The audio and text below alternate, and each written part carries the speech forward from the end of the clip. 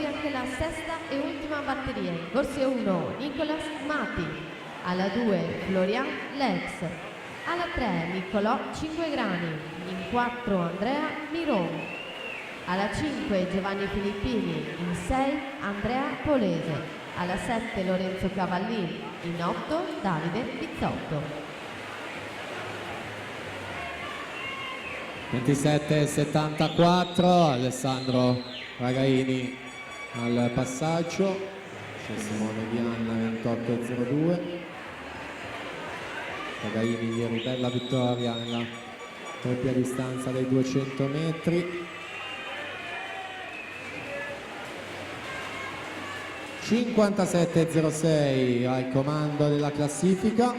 Simone Vianna si mette in terza posizione, 57,81.